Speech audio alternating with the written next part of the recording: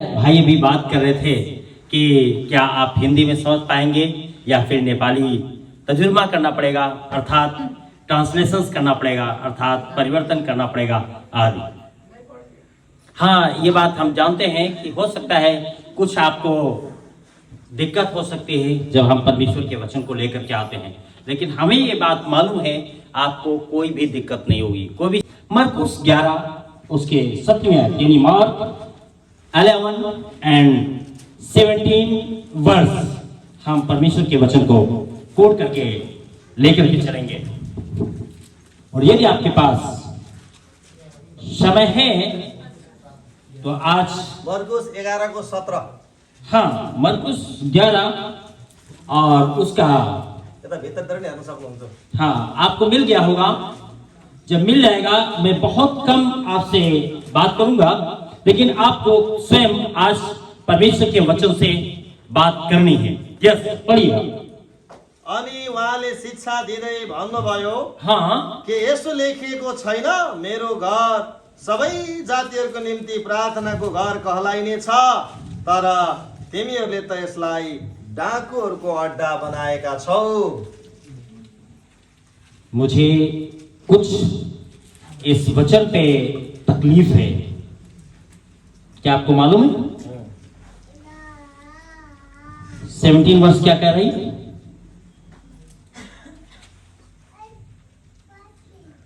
और यहां पर हम देखेंगे मेरो घर सबे जातिन रुका निमित्त प्रार्थना को घर सिने मालूम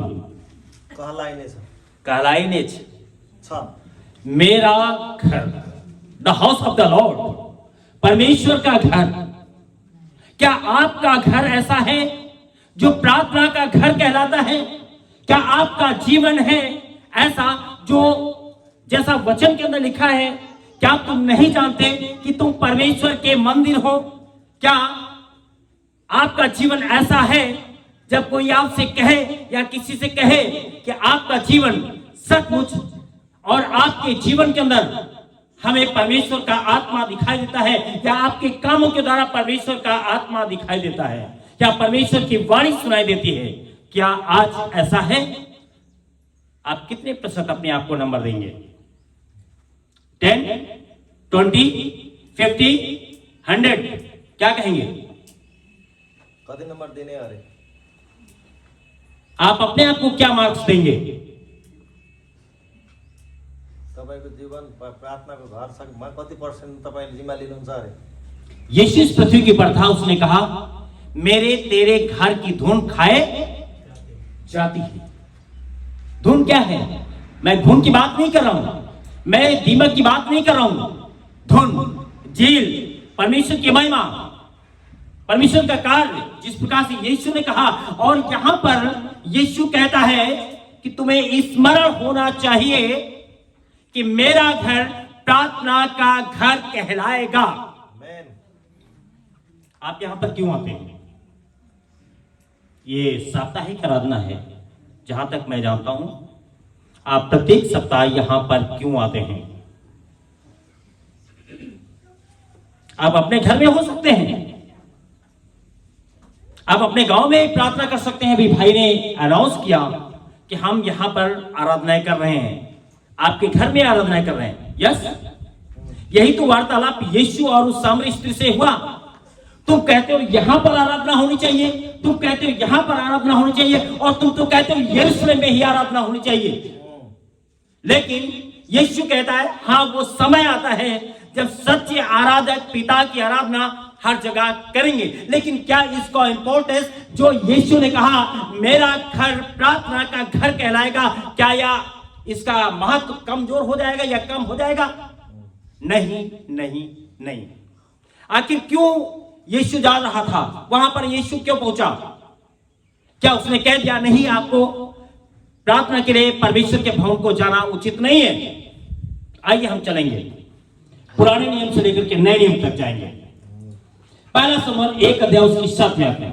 हो सकता है जब आप प्रार्थना करने के लिए आप निकलते हो परमेश्वर के भवन में आने के लिए, हो सकता है आप तैयार होते हो प्रार्थना के निमित्त परमेश्वर के भवन में जाने के लिए। हो सकता है आप सोचते हो कि हमें इस दिन परमेश्वर के भवन में होना अवश्य है। कुछ रुकावटें हो सकती हैं, कुछ आपके परिवार के अंदर कुछ ऐसी परिस्थितियां उत्पन्न हो सकती है जिसके कारण आप परमेश्वर के पास नहीं जा सकते हैं। आप हर जगह जा सकते हैं आसानी के साथ, इसलिए सारे वर्क को आप कर सकते हैं, लेकिन परमेश्वर के वचन के लिए आपके पास इतना समय नहीं होता। जैसे कि फर्स्ट मैंने अभी बोला कि आपके पास बहुत सा समय, यहां पर शायद ही कुछ लोग ऐसे होंगे जिनके पास मेरे जैसा स्मार्टफोन होगा, जैसा मेरे पास स्मार्टफोन है, कुछ लोगों के पास होगा। और मुझे मालूम है कि कम से कम यदि वो सोए ना तो शायद उनका हाथ चलता रहता है, जैसा हमारे बीच में भाई टाइटस, माफ करिएगा मैंने आपका नाम लिया, शायद ये भी हंस रहे थे, शायद मैं भी पकड़ा गया। लेकिन क्या सचमुच परमेश्वर के वचन में इस प्रकार से हम कर पाते हैं? हम 1.5 मिनट की प्रार्थना करते हैं, कल बात कर रहे थे, 3 मिनट की प्रार्थना करते हैं, आधा घंटे की प्रार्थना करते हैं, बहुत कम होता है। कल रात में यहां पर प्रार्थना में था, मैंने बहुत कुछ परमेश्वर के वचन से टीच किया, थोड़ा सा समय था, लेकिन मेरी बड़ी डिजायर थी कि मैं एक बड़ा सेशन यहां पर लूं, लेकिन संभव नहीं हो पाया क्योंकि हमने आपसे बात नहीं की और इसका आयोजन भी नहीं हो पाया। हम भटक रहे हैं, आपके पास अवरोध आ जाता है, आपके पास एक कॉल आ जाती है, आपके यहां कोई आ रहा होता है और आप भूल जाते हैं कि हमें परमेश्वर के भवन में होना है, या हमारे पास ऐसा कुछ इंपॉर्टेंट वर्क आ जाता है कि नहीं, आज तो मुझे यही काम करना है पहले, उसके बाद, और आपको स्मार्ट होना चाहिए। आपका आराधना का समय खत्म और सारी समस्याएं क्या हो गई? 1 2 3 रफू चक्कर, गो वेंट गॉन, है ना? जो आ रही थी, दिख रही थी, वो सब चली गई। वो कितने समय की थी?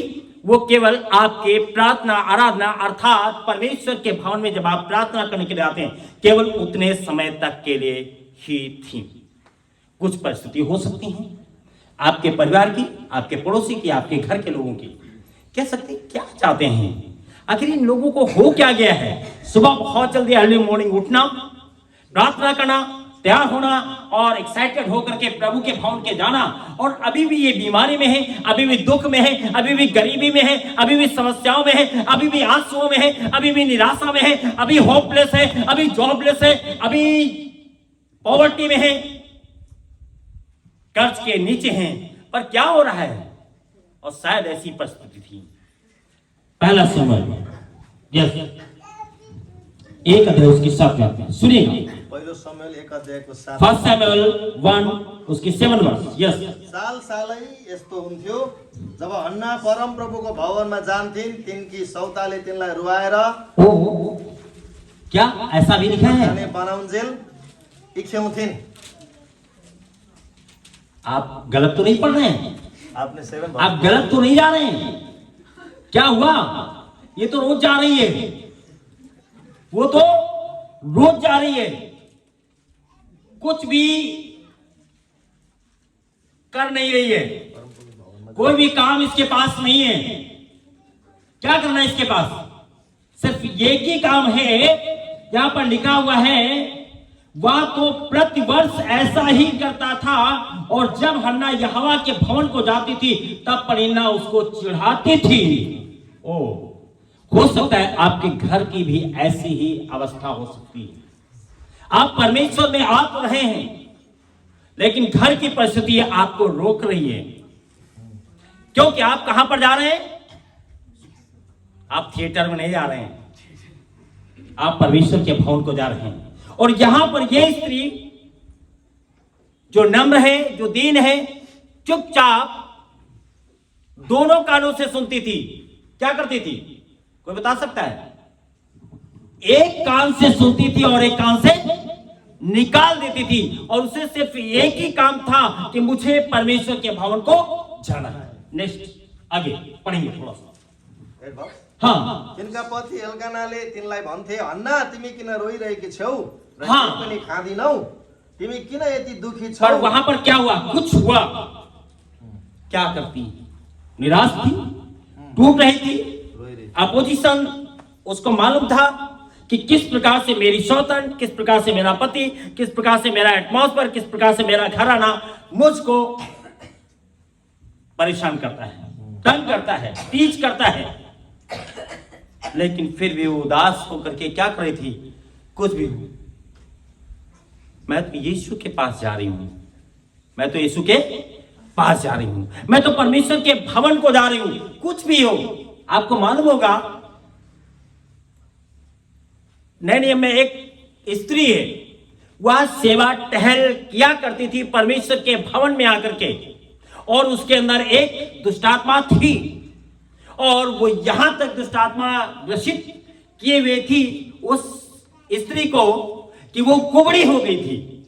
लेकिन यीशु वहां पर आया और मालूम क्या हुआ? एक दिन वो चंगी हो गई परमेश्वर के भवन में। हम नहीं कहते हैं कि केवल परमेश्वर के भवन में ही आश्चर्य कर्म होते हैं, केवल परमेश्वर की आशीषें ही परमेश्वर के भवन में मिलती हैं, लेकिन हां, ऐसा ही हुआ। जब ये हन्ना गई वहां पर, एली चुपचाप बैठा हुआ था और वो जाकर के कुछ नहीं करती है, सिर्फ रोना शुरू करते हैं। हो सकता है आपके जीवन में भी ऐसे फल, ऐसे समय, ऐसी कठिनाइयां, ऐसे अवसर आते होंगे।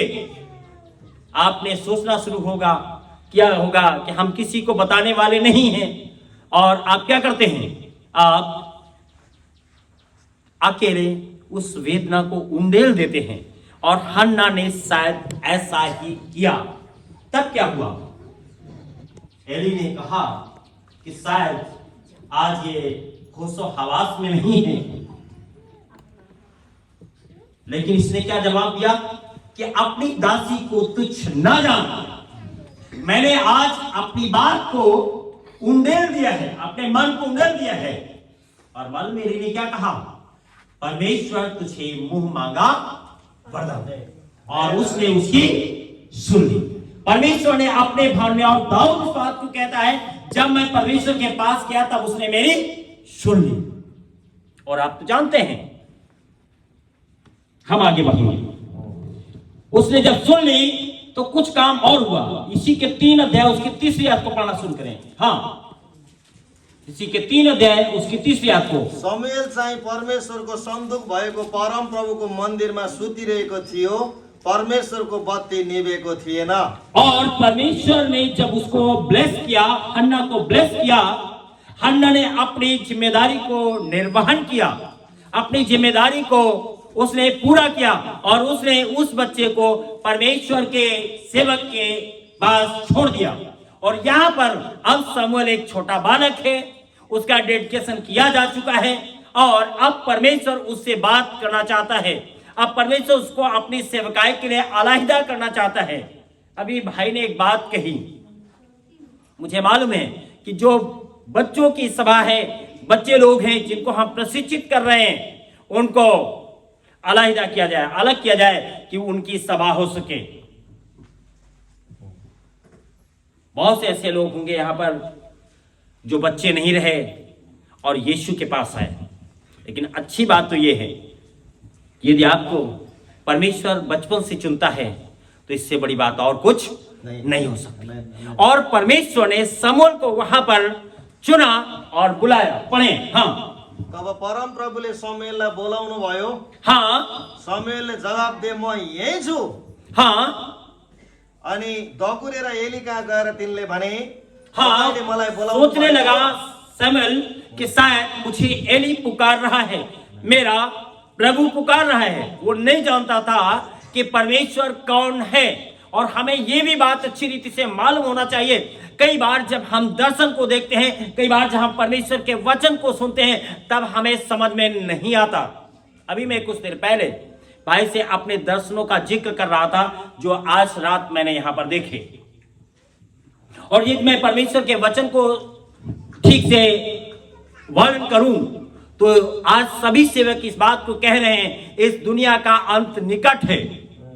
और जैसा वचन के अंदर लिखा है, एक बहुत बड़ा साइन हमें और आपको दिया गया है। मत्ती रचित सुसमाचार 24 अध्याय उसकी 14वीं आयत में लिखा हुआ है, और ये सुसमाचार जगत के छोर तक पहुंच जाएगा और फिर अंत आ जाएगा। और फिर उसके पहले और पूर्व में लिखा हुआ है, तुम लड़ाइयों की चर्चा और भी एक दूसरे प्रकार के वैमनस्यता, सताओ, सारी चिंताओं को जब देखोगे तब इन बातों को स्मरण करना कि जिस प्रकार से जब गर्मी का ऋतु आने वाला होता है और उसी प्रकार से यीशु के आगमन के आने का समय खो चुका है। और मैंने इस दर्शन को आज देखा, मैंने अपने भाई से शेयर किया और मुझे मालूम है शायद हम और आप अभी उस समय को, जिस समय यीशु आने वाला है, हम अपने आप को तैयार नहीं कर पाए हैं। और यहां पर शमूएल कहता है कि क्या आपने मुझे पुकारा है? लेकिन एली ने कहा नहीं, हमने तुझे नहीं बुलाया। लेकिन एली परमेश्वर का दास था, सेवक था, उसने कहा जरूर तुझे परमेश्वर बुला रहा है। मैं आपको एक चीज आज स्पष्ट करना चाहता हूं कि किसी इंसान को इंसान नहीं बुलाता है।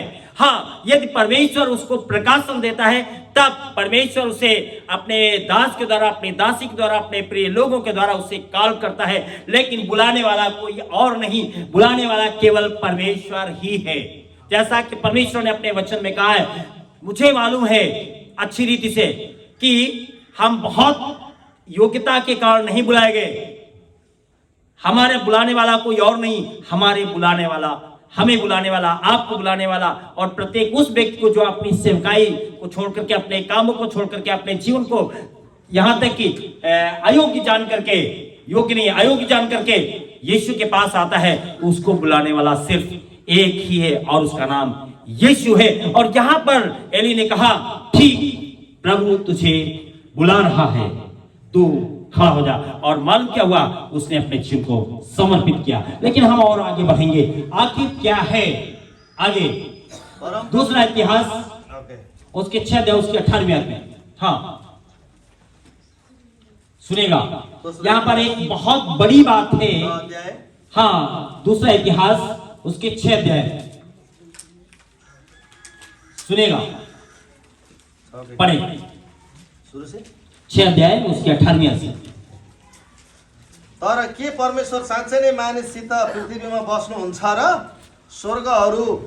स्वर्गभन्दा पनि उच्च स्वर्गमा तपाईँ अटाउनुहुन्न भने मैले निर्माण गरेको यो मन्दिरमा त धन कसरी अटाउनुहुन्छ र?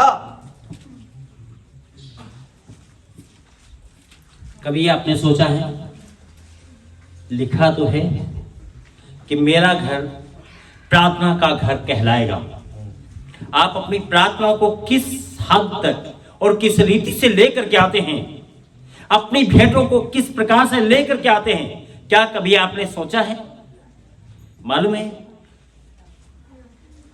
सुलेमान कहने लगा, हे प्रभु, मैं तो इतना जानता हूं, तू आसमान में नहीं समा सकता, इस पृथ्वी पर नहीं समा सकता है। आसमान तो तेरा सिंहासन है, इस पृथ्वी तेरे पांव की चौकी है। लेकिन फिर भी तूने ये अनुग्रह किया है कि तू हमारे बीच में आता है। अभी भाई एक बात कह रहे थे, जहां पर मेरे नाम से 2 या 3 एकत्रित होते हैं, लेकिन ये वचन भी इस बात को प्रमाणित करता है। यीशु इस पृथ्वी के ऊपर था, तब उसने कहा, जहां पर मेरे नाम से 2 या 3 एकत्रित होंगे, उनके बीच में मैं हूंगा। आप परमेश्वर के भवन में आते हैं सिर्फ प्रार्थना करने के लिए, और कोई काम करने के लिए नहीं आते। मैं प्रेयर के विषय में नहीं जाऊंगा, क्योंकि प्रार्थना क्या है, आइए आगे बढ़ेंगे। हाँ, आगे पढ़ना शुरू करेंगे। हाँ, तापनि हे परम प्रभु मेरा परमेश्वर, आफ्नो दासको प्रार्थना र दयाको निम्ति उसको पुकारमा ध्यान दिनुहोस्। आफ्नो दासले तपाईको उपस्थितिमा गरेको पुकारा र प्रार्थना ये प्रार्थना आप अपने घर में और अपने वचन में, जो आपके पास बाइबल यदि है तो आप ठीक से पढ़ने की कोशिश करना। वो क्या प्रार्थना करता है सुनेगा। मुझे मालूम है, हे परमेश्वर, मैं तेरे भवन के लिए आज इच्छा रख रहा हूं। मेरी आकांक्षा तो है, मेरी हार्दिक इच्छा तो है आपके भवन में, लेकिन मैं आज तुझसे प्रार्थना कर रहा हूं। कई बार आपके प्रार्थना का विषय बदल जाता है, आप उस प्रार्थना के भाव से नहीं आ पाते हैं, रास्ते में ही आपका स्वभाव बदल जाता है। आपको परमेश्वर के पास आकर के बहुत से विचार आना शुरू हो जाते हैं, और आप जो निवेदन लेकर के आते हैं, जो भेंट लेकर के आते हैं, जो कहना चाहते हैं परमेश्वर के पास आकर के, आप नहीं कह पाते हैं। ऐसा है अथवा नहीं? कितने लोग सहमत हैं? Are you agree? नहीं सहमत हैं? नहीं कर पाते हैं। कई बार आप इस काम को नहीं कर पाते हैं। आप आते तो हैं, लेकिन सुलेमान क्या कह रहा है? सुनिएगा, 1 सेकेंड, हम 18 वर्ष से दोबारा चाहेंगे। परंतु क्या परमेश्वर सचमुच मनुष्यों के संग पृथ्वी पर वास करेगा? फर्स्ट क्वेश्चन, क्या परमेश्वर पृथ्वी पर मनुष्य के साथ रहेगा? आपको याद होना चाहिए, जब यीशु इस पृथ्वी के ऊपर था और फिलिप्पुस से जब उसकी बात होती है, तो वो क्या कहता है? प्रभु तू कहां जाता है, मुझे दिखा दे। यीशु मसीह क्या कहता है? मैं इतने दिन से तेरे साथ हूं, क्या तुझे नहीं मालूम? पिता मुझ में है और मैं पिता में हूं, और उसने मुझे भेजा है। कई बार आप यहां पर आ तो जाते हैं, लेकिन आप भूल जाते हैं आप किसके साथ हैं। और यीशु ने खुद कहा कि मैं तुम्हारे साथ हूंगा। और शायद सुलेमान की प्रार्थना यही है कि हां प्रभु, तू मेरे साथ निवास करता है। और आपको याद होना चाहिए, आप परमेश्वर से मुलाकात करने जा रहे हैं। मालूम क्या हुआ था? ये शब्द यीशु ने कहा था जब उसका घर प्रार्थना का घर नहीं था, जब उसका घर, डू यू अंडरस्टैंड? नहीं समझे? यीशु ने उस समय कहा था जब उसका घर प्रार्थना का घर नहीं था। यदि आप आगे पढ़ेंगे तो ऐसा लिखा हुआ है कि तुमने इसे डाकुओं की खो बना रखा है, तुमने चोरों का अड्डा बना रखा है। और तब उसने कहा था कि मेरा घर प्रार्थना का घर कहलाएगा। और यहां पर सुलेमान आज प्रार्थना कर रहा है। क्या आपने कभी सुलेमान की तरह प्रार्थना करना शुरू किया है? नहीं। तो आज आप इस परमेश्वर के वचन को सुने और पढ़ें, और जब परमेश्वर के भवन में आए, प्रार्थना करने की कोशिश करें, फिर मुझे उत्तर दें। सुनेगा? हाँ, स्वर्ग में, वरन सबसे ऊंचे स्वर्ग में भी तू नहीं समाता, फिर मेरे बनाए हुए इस भवन में तू कैसे समाएगा? केवल कारपेट, अच्छे पंखे या कुछ सारी चीजें, ये कैसे सब कुछ संभव है? लेकिन क्या यीशु ने कहा था जब सब कुछ वैभव दिखाई देगा तब मैं आपके बीच में आऊंगा? नहीं। उसने कहा था जहां पर मेरे नाम से 2 या 3 और खासतौर से वो अपने भवन में जब है। और सुलेमान शायद बहुत ही गहराई के साथ इन शब्दों को कह रहा है। और फिर आगे है, तो भी हे परमेश्वर यहोवा अपने दास की प्रार्थना और गिड़गिड़ाहट की ओर ध्यान दे, और मेरी पुकार और ये प्रार्थना सुन जो मैं तेरे सामने कर रहा हूं। और फिर आगे है, वह यह है कि तेरी आंखें इस भवन की ओर। क्या कभी आपके अंदर ऐसा आया है? मैं प्रश्न कर रहा हूं, क्या कभी आपके पास ऐसा विचार आया है कि आज मैं परमेश्वर के भवन में जाऊंगी, परमेश्वर के भवन में जाऊंगा और मैं इस प्रार्थना विषय को लेकर के जाऊंगा, इस प्रार्थना निवेदन को परमेश्वर के सन्मुख ले जाऊंगा। और हमें मालूम है आज जब मैं जा रहा हूं तो मैं खाली हाथ वापस नहीं आऊंगा, मैं खाली हाथ वापस नहीं आऊंगी। क्या कभी आया आपके जीवन में? शायद आपने सोचा ही नहीं, शायद आपने सोचा ही नहीं, शायद अभी आप वहां तक नहीं पहुंचे हैं। लेकिन सुलेमान कह रहा है कि प्रभु, जो प्रार्थना गिड़गिड़ाहट के साथ यहां से की जाती है तेरे पास तक पहुंच सके। हम आपको बताना चाहते हैं कि परमेश्वर का भवन, परमेश्वर का प्रार्थना का घर इसलिए नहीं है कि आप केवल आनंद मनाएं। हां, आनंद का विषय होता है। जैसे अभी मैं यहां पर गवाही के साथ नाचते हुए देख रहा था। मेरे पास ऐसा फोन नहीं तो मैं वीडियो बना लेता, मैं दिखाता आपने यहाँ जाकर के, देखिए लोग एंजॉय में कितना नाचते, क्योंकि हम नाचना नहीं जानते। लेकिन फिर भी पिछले इसमें एनिवर्सरी में भाई नाच रहे थे, हुर्रा हुर्रा करके, मुझे नहीं मालूम क्या बोलूं। दोनों लोग नाच रहे थे। हमें याद है, मुझे कुछ नहीं याद है, लेकिन आप दोनों लोगों का डांस याद है। हालेलुया। कितने लोगों को याद है? नहीं याद है? याद करिएगा। नहीं याद है तो भाई से पूछ लीजिएगा। लेकिन हम तो सुलेमान से बात करेंगे। सुलेमान के पास जा रहे हैं। चलिए, मैं तो इस प्रार्थना कर रहा हूं कि प्रभु तेरी आंखें रात दिन खुली रहे। आगे, हाँ, और उसे तो सुन ले और अपने दास और अपनी प्रजा इस्राएल की, यहां पर एक बात लिखी, अपने प्रार्थना जिसको इस स्थान की ओर मुख किए हुए गिराकर करें, उसे सुन लेना और स्वर्ग में से जो तेरा निवास स्थान है सुन लेना और सुनकर क्या करना? सिर्फ क्षमा करना। कितने ऐसे लोग हैं जिसने कभी कोई पाप नहीं किया? जिसने कोई पाप नहीं किया है? कोई है? कोई है? कोई? नो।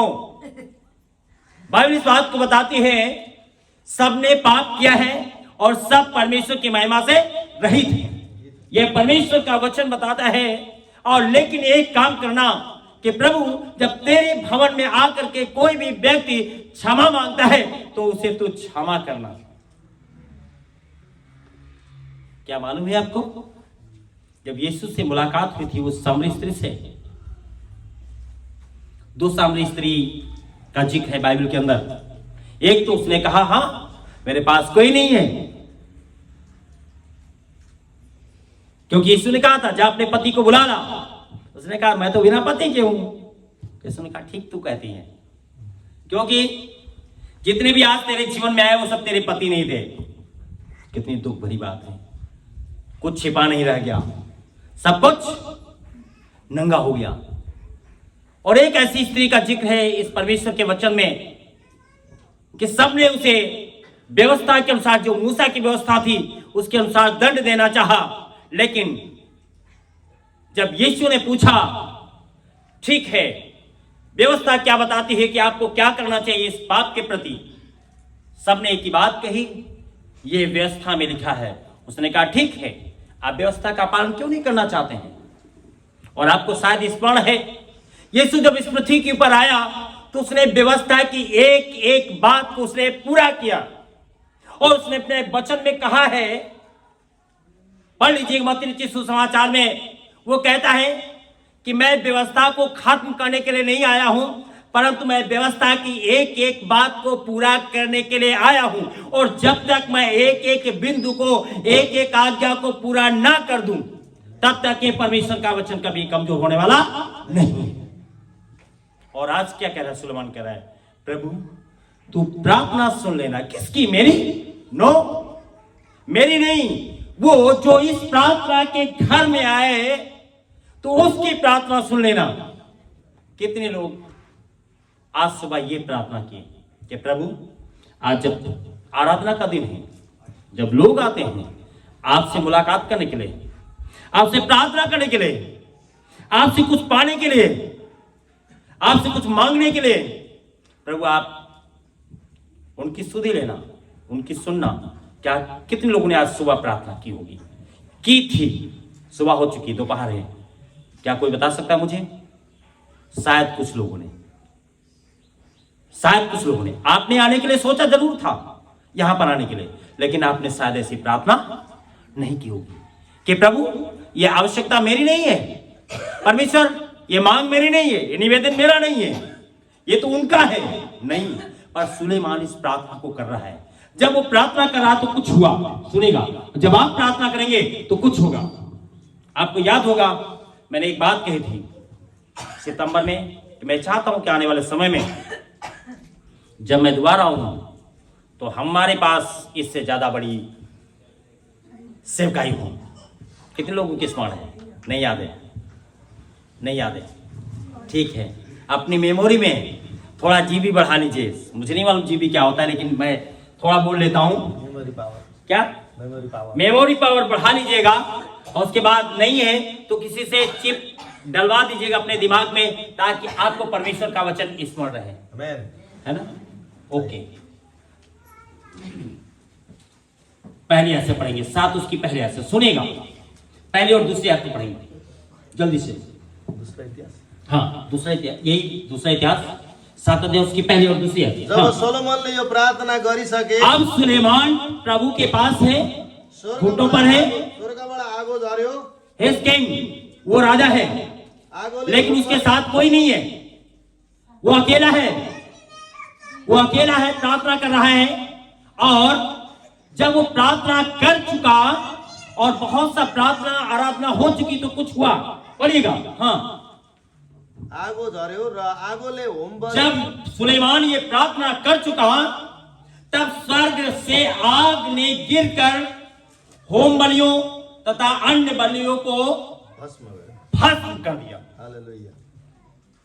हम गीत गाते हैं, बापू हमारे हम भी थे पापी, मौत सही उसने बनकर के साफी। हमारे पाप थे, हमारी क्षमा होनी थी, लेकिन उसने क्या किया? स्वर्ग से आग गिरी। आपको याद होना चाहिए, एलिया ने एक बार वेदी बनाई और वेदी के ऊपर उसने पानी को डाल दिया, और उसके बाद फिर क्या हुआ? स्वर्ग से आग गिरी और उसने सारी वेदी को क्या कर दिया? आग से भस्म कर दिया। शायद ऐसी ही आग परमेश्वर आपके बीच में देखना चाहते हैं। हालेलुया। लेकिन दुख इस बात का है, आप वेदी लगाना नहीं चाहते हैं, आप प्रार्थना करना नहीं चाहते हैं, आप परमेश्वर के भवन को महिमान्वित नहीं करना चाहते हैं। क्या आपको मालूम है? आगे पढ़ेंगे, फिर बहुत जल्द आगे बढ़ेंगे। हाँ, अनि परम प्रभुको महिमाले मन्दिर भरियो। हाँ, परम प्रभुको महिमाले उहाँको मन्दिर भरिएकोले गर्दा पुजारी, यहाँ पर परमेश्वर का वचन कहता है, जब वो प्रार्थना कर चुका और स्वर्ग से आई हुई आग ने सारी बलियों को, सारी भेंटों को उसने भस्म कर दिया। और क्या हो गया?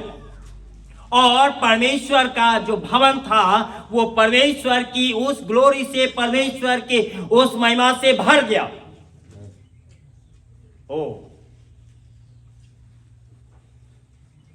मैं एक चीज आपसे पूछना चाहूंगा, कितने लोगों को मालूम है जिब्राइल मरियम के पास आया था? कतिजना थाहा छ गब्रियल मरियमको नजिक आउनु भएको थियो। मरियम के पास आया, उसने कहा तुझ पर परमेश्वर का अनुग्रह हुआ है। मैं आपसे पूछता हूं, क्या आपके ऊपर अभी तक परमेश्वर का अनुग्रह हुआ है कि नहीं? अनुग्रह हुआ है कि नहीं? तपाईहरुमाथि परमेश्वरको अनुग्रह छ कि छैन रे? हुआ है। पौलुस कहता है,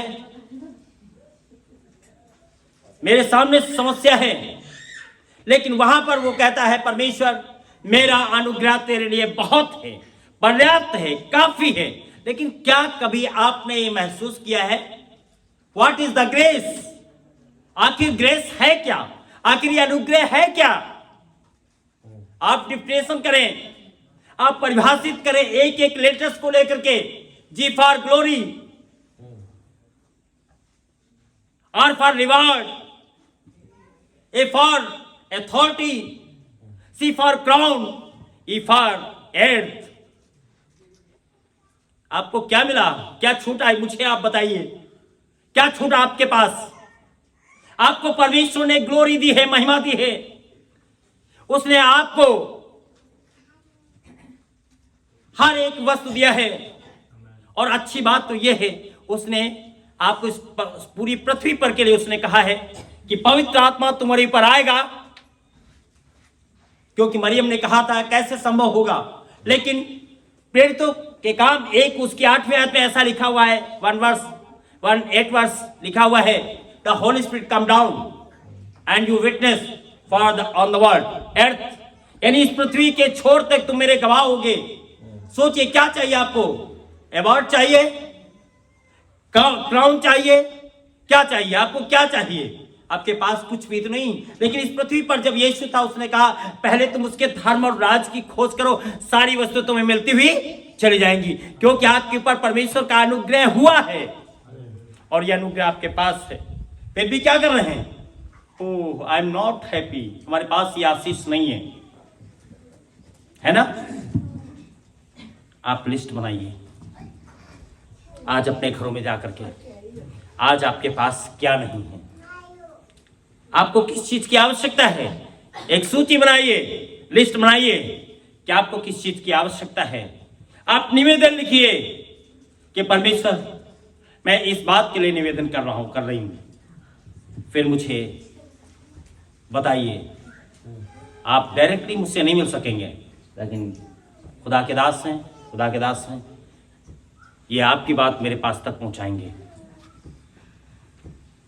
वंस अगेन हम पीछे आएंगे, दूसरी आयत, 7 अध्याय उसकी दूसरी आयत, हाँ दूसरा इतिहास 7 उसकी दूसरी आयत। याजक यहोवा के भवन में प्रवेश न कर सके, क्या ये उचित होगा? यहां पर याजक की प्रेयर नहीं है, यहां पर किसकी प्रेयर है? केवल आपको मालूम होना चाहिए कि कई बार क्या सेवक ही बिल्कुल शुद्ध होते हैं? नहीं। और ऐसा वचन के अंदर लिखा हुआ है, वहां पर केवल सुलेमान था। थियोलॉजी इस बात को बताते हैं कि यह प्रेयर केवल याजकों की नहीं थी, यह प्रेयर केवल सुलेमान की थी, जो उसने प्रेयर परमेश्वर से की थी। और उसके बाद जो वहां पर घटित हुआ, जो तेज आया, जो प्रकाश आया, उसमें से कोई उस तेज के सामने नहीं जा सका, उस परमेश्वर की उपस्थिति में नहीं जा सका। लेकिन क्या आपको मालूम है, अब वो दिन नहीं है कि आप यीशु के नाम में नहीं आ पाएंगे। यीशु ने खुद कहा, शायद कुछ लोगों को स्मरण होगा, व्यवस्था इस बात को बताती है, जब यीशु सलीब पर था, जब उसने अपने प्राण को छोड़ा, तो मंदिर का पर्दा 2 भाग हो गया। हाँ, ये बात सच है।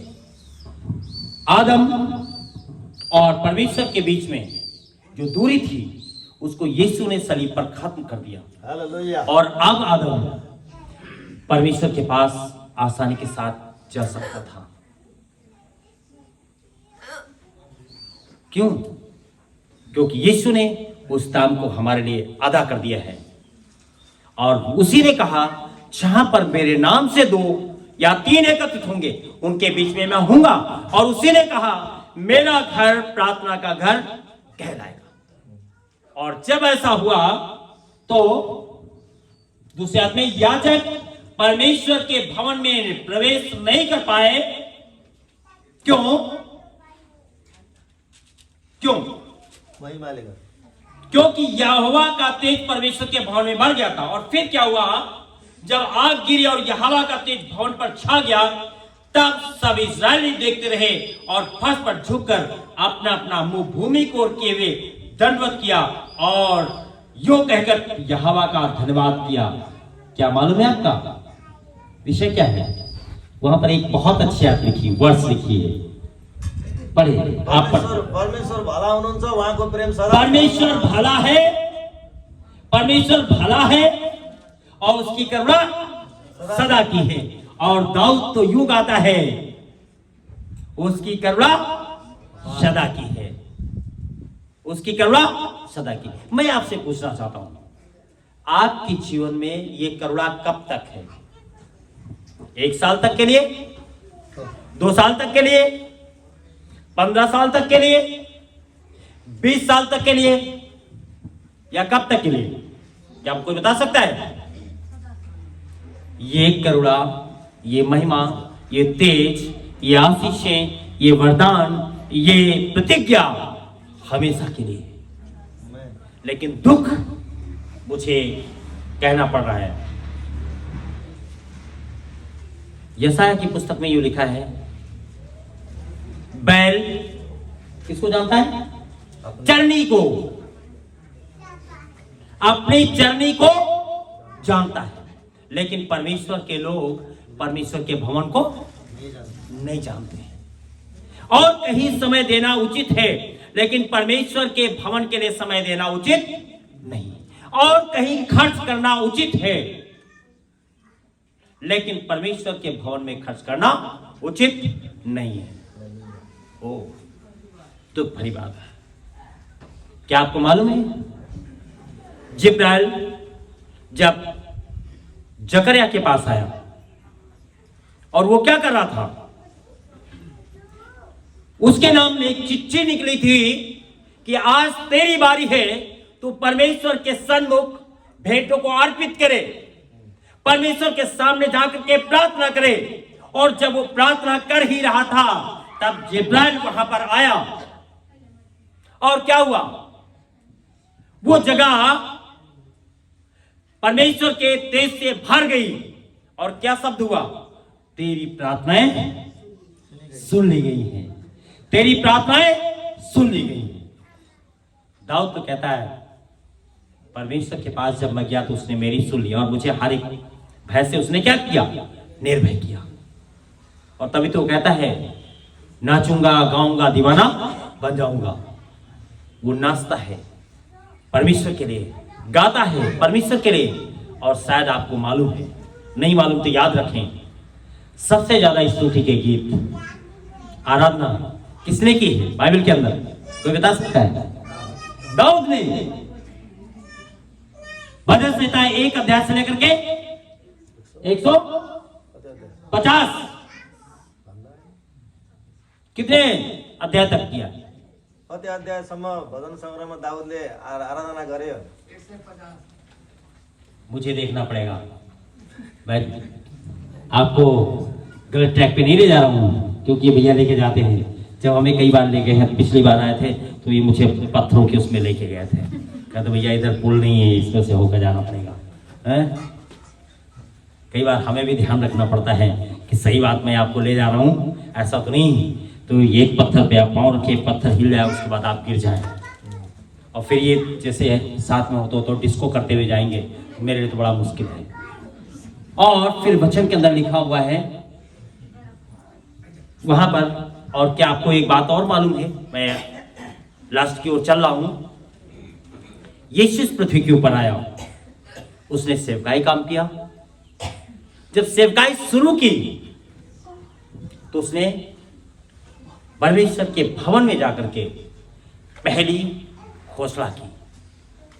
अभी तक कुछ नहीं हुआ था और ऐसा वचन के अंदर लिखा है, यशाया में भी लिखा हुआ है और लूका में भी लिखा हुआ है। वहां से पढ़ करके हम खत्म करना चाहेंगे कि मेरा घर प्रार्थना का घर कहलाएगा। मेहरबानी से निकाल लें लूका रचित सुसमाचार जल्दी से, न्यू टेस्टामेंट 1 अध्याय जल्दी से निकालेंगे। और शायद ये घोषणा करना आपके लिए कठिन हो सकता है, लेकिन मेरे लिए या परमेश्वर के दासों के लिए कठिन नहीं। ये घोषणा तो आपको करना ही करना है। एक उसके 8 और 9 आयत में, जब जकरिया परमेश्वरको सामान्य आफ्नो दलको पालोमा पुजारीका काम गरिरहेका थिए, तब पुजारीका सेवाको रीत अनुसार चिट्ठा हाल्दा परमप्रभुको मन्दिरभित्र पसेर धूप हाल्ने काम जकरियालाई पर्यो। यहाँ पर लिखा है, हाँ 10वीं आयत को पढ़ेंगे। धूप बाल्ने बेलामा मानिसहरूको सारा भीड़ बाहिर प्रार्थना गरिरहेको थियो। यस, आपको प्रार्थना करना है। जब वे वेदी की सेवा करते हैं, परमेश्वर के सेवक, हो सकता है आप इनके साथ पार्टिसिपेट ना कर सके, हो सकता है कई बार आप इनके साथ प्रार्थना नहीं कर सकते हैं, लेकिन वहां पर ये कंडीशंस है, वहां पर ऐसी परिस्थिति है कि जकरिया तो उस परमेश्वर के भवन में है, लेकिन मंडली बाहर प्रार्थना कर रही है। आप क्या सोचते हैं, क्या सेवकाई कार्य आसान है? क्या आपकी प्रार्थनाओं को लेकर के परमेश्वर के सन्मुख पहुंचाना आसान है? नहीं, कदापि नहीं।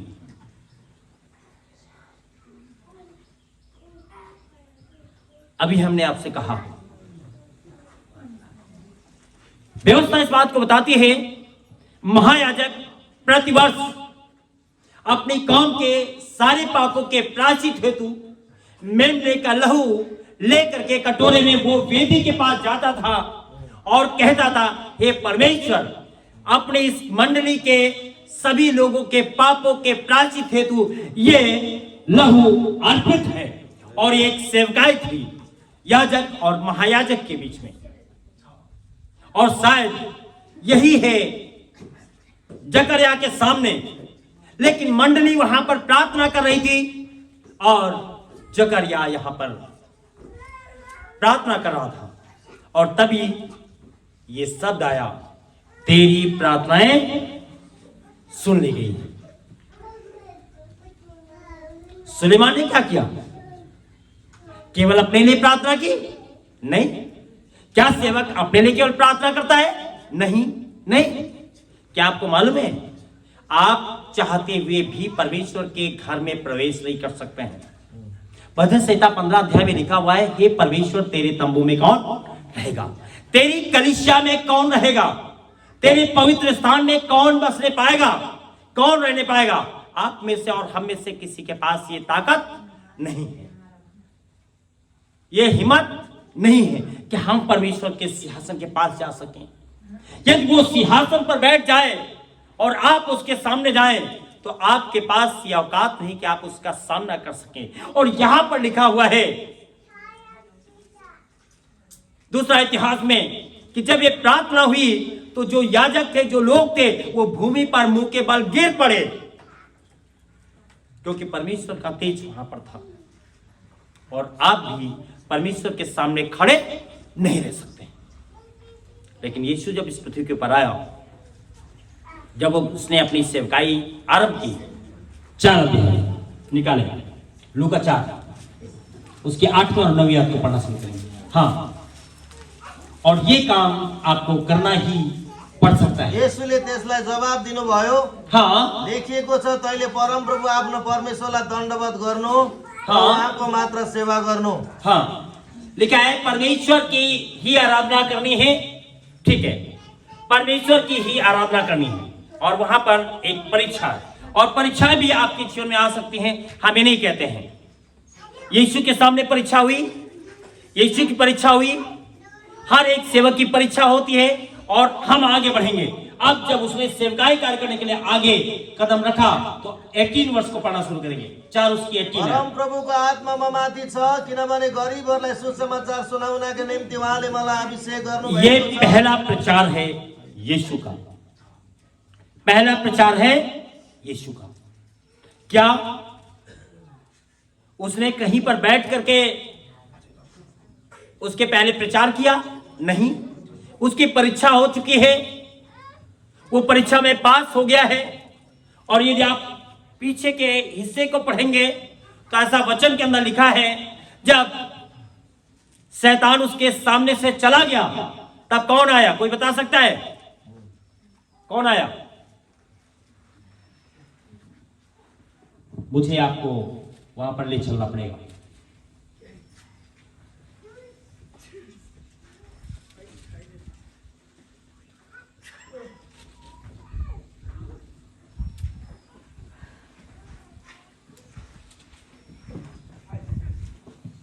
वचन के अंदर ये लिखा है, तब स्वर्गदूत उसकी सेवा टहल करने लगे। और यहां पर अब उसने शुरुआत की है सुसमाचार देने के लिए। प्रभु का आत्मा मुझ पर है। हाँ, पढ़िए। कैदीहरूलाई छुटकाराको घोषणा गर्न, हाँ। अन्धहरूलाई दृष्टि दिन, थिचोमिचोमा परेकाहरूलाई स्वतन्त्र गराउनका निम्ति। प्रभु का आत्मा मुझ पर है, इस बात की घोषणा करना कठिन है।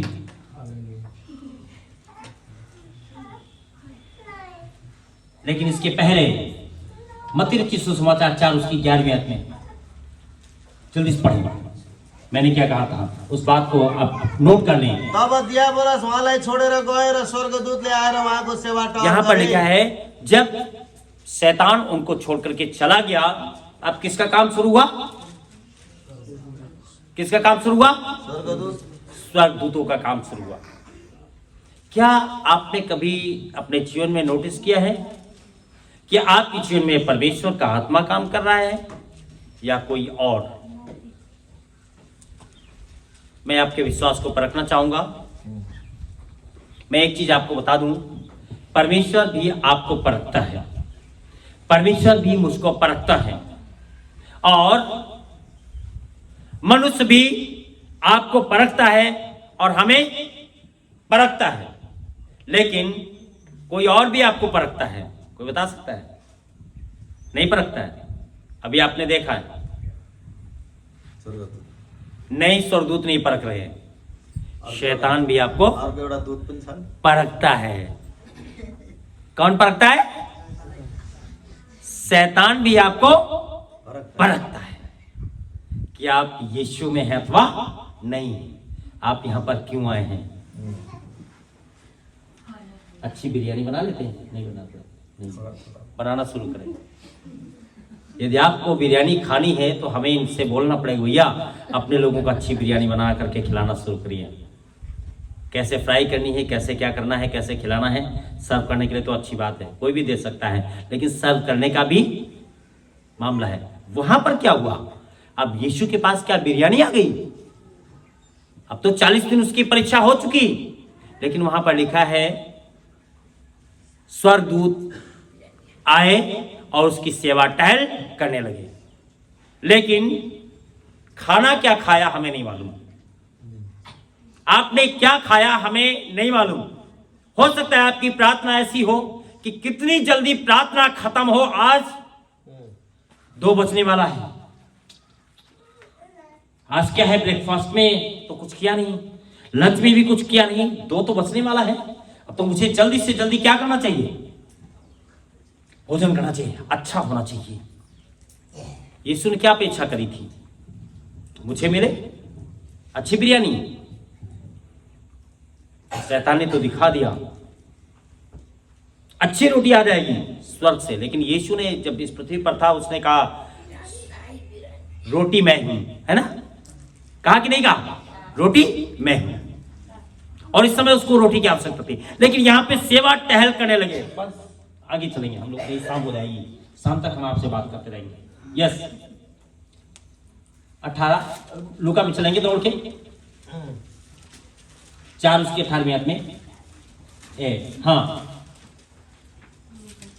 हमें आपको दिया गया है कुछ चीजें रखने के लिए, ध्यान रखें आपके पास है, जबकि परिस्थितियां हमारे अनुकूल होती चली जा रही है। यस, प्रभु का आत्मा मुझ पर है, इसलिए उसने कंगालों को सुसमाचार सुनाने के लिए मेरा अभिषेक किया है, और मुझे इसलिए भेजा है कि बंदियों को छुटकारे का और अंधों को दृष्टि पाने का सुसमाचार प्रचार करूं, और कुचले हुओं को छुड़ाऊं, और प्रभु के प्रसन्न रहने के वर्ष का प्रचार करूं। हम क्या करते हैं? हम अधिक से अधिक तब प्रचार करते हैं जब हमारे पास बहुत कुछ हो। हम कदापि नहीं प्रचार करते हैं जब हम निराशा में होते हैं, हमारी हिम्मत नहीं होती है उस काम को करने के लिए जो आज परिस्थिति हमारे सामने है। लेकिन इन परिस्थितियों में भी हमें क्या करना है? हमें प्रचार करना है। परमेश्वर आपसे प्रसन्न है या नहीं? क्या आपको मालूम है वो वाणी जो आसमान से हुई थी? शायद आपको 2 बार ये सब सुना हुआ होगा आपने, जो कलाम के अंदर है। जब यीशु बपतिस्मा लेकर के निकला तब आसमान से वाणी हुई और कहा ये मेरा प्रिय पुत्र है। ठीक है। दूसरा, जब यीशु का रूपांतर हुआ तब ये आसमान से वाणी हुई, जब पतरस, यूहन्ना और याकूब ने कहा हे गुरु, मेरा यहां पर रहना अच्छा है, हमें मंडप बनाना चाहिए, हमें एक वेदी बनानी चाहिए, हमें एक घर बनाना चाहिए, या हमें एक प्रार्थना का घर बनाना चाहिए, और हमें यहीं पर निवास करना चाहिए, और हमें यहीं पर प्रार्थना करना चाहिए। क्योंकि अभी आपने सुना यरूशलेम में ही जरूरी नहीं है प्रार्थना करने के लिए, और इन चेलों ने तो कह दिया मुझे इसी पहाड़ पर ही रहना चाहिए।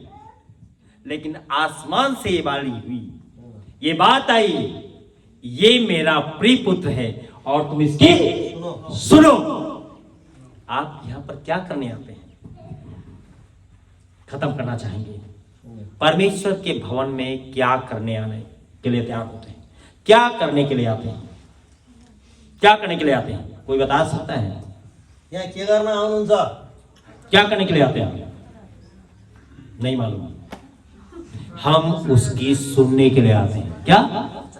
उसकी सुनने के लिए आते हैं। कल भाई हमसे बात कर रहे थे कि यहां पर कुछ अदर एजुकेशन दी जा रही है, अन्य शिक्षा दी जा रही है बहुत सी कलीसियाओं में। और मैं कहूंगा हमारे पास ये परमेश्वर के वचन में है। यीशु जब इस पृथ्वी के ऊपर था, ये तो कोई भी शिक्षा आदि से लेकर के, उत्पत्ति से लेकर के और प्रकाशित वाक्य तक यदि इस वचन के अंदर नहीं है तो वो शिक्षा परमेश्वर की नहीं हो सकती, नहीं हो सकती, नहीं हो सकती। Are you agree? बस सहमत हुनुहुन्छ? क्या आप सहमत हैं? नहीं सहमत हैं? यदि परमेश्वर का सेवक इस परमेश्वर के वचन से हट करके शिक्षा देना शुरू करता है तो वो परमेश्वर की सेवा नहीं हो सकती। और इसीलिए वो कहता है अपने इस समय में जब वो बहुत क्रोधित है, और तब वो कहता है मेरा घर प्रार्थना का घर कहलाएगा। और उसने क्या किया? उसने सबको निकाल दिया। मालूम क्या? कलीसियाओं में कमी तब होती है, सेवकाई कमजोर तब होती है जब आप उसे प्रार्थना का घर नहीं समझते हैं। और फिर धीरे धीरे यीशु लोगों को निकालना शुरू करता है। याद रखें, आप कहां हैं? क्या आप जीवन भर परमेश्वर की महिमा में, उसकी उपस्थिति में बने रहना चाहते हैं? क्या आपको मालूम है दाऊद ने क्या कहा कि प्रभु मैं इस योग्य तो नहीं कि मैं अंदर आ सकूं, परंतु मैं उस दरवाजे के पास बैठ करके मैं तेरी महिमा को, तेरे वैभव को, तेरे अनुग्रह को, तेरी सामर्थ को, तेरी मनोहरता को, तेरी सुंदरता को मैं देख सकूं। और यही वरदान तू मुझे दे। मांगू तुझसे एक दुआ में करना ना इनकार, मांगू तुझसे एक दुआ में करना ना इनकार, करता रहूं मैं इस जीवन भर तेरे वचन का प्रचार। हो जय जय यीशु, जय जय यीशु, जय जय यीशु, जय जय यीशु। पतरस और यूहन्ना ने कहा सोना और चांदी तो मेरे पास नहीं है। आपने कितना पैसा बांटा अभी तक? दिया?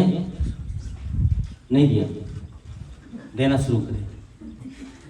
पतरस और यूहन्ना कहने लगे मेरे पास सोना और चांदी तो नहीं है, लेकिन मेरे पास कुछ है, कुछ है जिसे मैं देता हूं, और वो है यीशु का नाम। और बाइबल इस बात को बताती है यीशु के नाम से सारा सृष्टि का घुटना टिकेगा और हर एक जबान अंगीकार करेगी कि वही प्रभु है और कोई प्रभु नहीं। और बाइबल इस बात को बताती है उसमें समस्त पृथ्वी निवास करती है और सब कुछ यीशु में है। और वचन ये भी बताता है उसके बिना कुछ भी नहीं। हालेलुया। मुझे नहीं मालूम आपकी डिजायर क्या है, हमें क्या चाहिए? सोना, चांदी, रुपया, पैसा, अच्छा घर? हम लोगों ने एक गलती की है, कुछ लोग जानते हैं उस गलती को हम सो नहीं करेंगे, लेकिन आप प्रार्थना करना शुरू करेंगे हमारे लिए। जो गलती हमने की है उसके लिए निरंतर प्रार्थनाओं की आवश्यकता है। लेकिन उस गलती के कारण मुझे नहीं मालूम ये परमेश्वर की मर्जी है या हमारी इच्छा है, लेकिन मैं कह सकता हूं कि जब मेरे जीवन में उसकी मर्जी पूरी होती है तो मेरी मर्जी कमजोर हो जाती है, मेरी इच्छाएं कमजोर हो जाती और उसकी इच्छाएं ज्यादा प्रबल होना शुरू होती।